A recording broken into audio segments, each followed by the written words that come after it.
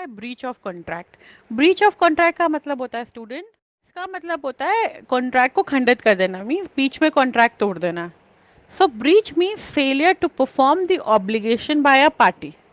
When a party to a contract does not perform his part of the obligation, due to which the contract becomes broken, the person who suffers because of the breach is entitled to receive compensation or damages from the party who has breached the contract. Section 73. Student section 73 ये कहता है कि अगर किसी भी party ने अपना कोई भी वादा जो कि कॉन्ट्रैक्ट में लिखा है वो फुलफिल नहीं किया, या किसी भी कारण जो भी उसके ऊपर ऑब्लिगेशंस थी उन ड्यूटीज को परफॉर्म नहीं किया और कॉन्ट्रैक्ट बीच में तोड़ दिया, तो ऐसे केस में जिस पर्सन को, यानी कि जिस पार्टी को लॉस हुआ है, उसने कुछ सफ़र किया है, उसको कॉम्पनसेशन या डैमेजेस वो क्लेम कर सकता है दूसरी पार्टी से। So such case is known as breach of contract. For example, A agrees to supply 20 liters of oil to B on 1st June. On 1st June, A does not supply the oil. A ने B को 1st जून को 20 litre oil deliver करने के लिए promise किया था, but ए ने 1st जून को ऑयल डिलीवर नहीं किया। A has breach the contract, A ने वो कॉन्ट्रैक्ट तोड़ दिया। Suppose A has supplied the oil but B does not accept the oil, then B has breach the contract. मान लीजिए अगर ए ने ऑयल डिलीवर किया होता और बी ने उस टाइम पे ऑयल एक्सेप्ट नहीं किया होता, तब बी ने कॉन्ट्रैक्ट ब्रीच किया होता, बी ने कॉन्ट्रैक्ट तोड़ा होता। In the first instance, B is entitled to receive compensation from A.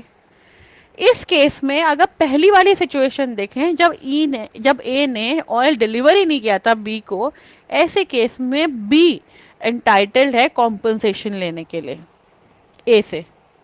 लेकिन दूसरे केस में क्या है, A is entitled to receive compensation from B, पर दूसरे केस में अब ए एंटाइटल है कॉम्पनसेशन लेने के लिए बी से, क्योंकि ए तो ऑयल लेकर आया था पर बी ने उसको रिसीव करने से मना कर दिया। Remedy is a means given by law for the enforcement of the right of a person. A common remedy for breach of contract is awarding damages to the affected party. Damages का मतलब होता है student, जिस भी party को कोई भी हानि पहुंची है उसके बिहाफ पे दूसरी पार्टी को कुछ कॉम्पनसेशन पे करना। Monetary compensation given to the affected party for the loss और injury cause to him due to the breach is called damages. किसी भी तरीके का मॉनेटरी कॉम्पनसेशन देना अफेक्टेड पार्टी को, इसको भी हम डैमेजेस कह सकते हैं। The objective of awarding damages by the court is to put the injured party in the same position as he would have been if the contract had not been breached. इसके पीछे objective क्या होता है court का, वो ये होता है कि जिस भी पार्टी को हानि पहुंची है उसको थोड़ी राहत दे देना, यानी कि उसको इस सिचुएशन में ला देना कि अगर ये कॉन्ट्रैक्ट ब्रीच नहीं हुआ होता तो वो जिस स्थिति में था उस स्थिति में उसको वापस ले आना। The basis of this doctrine is awarding damages for the pecuniary loss incurred by the party of the contract. For example, A agreed to deliver 40 bags of rice to B for rupees 20,000 on 15 July.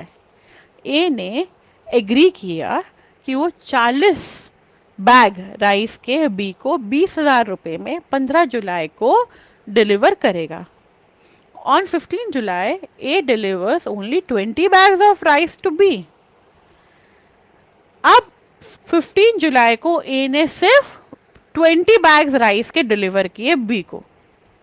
Now B is entitled for damages from A for the loss that he has suffered because A because of A, non delivery of 20 bags of rice.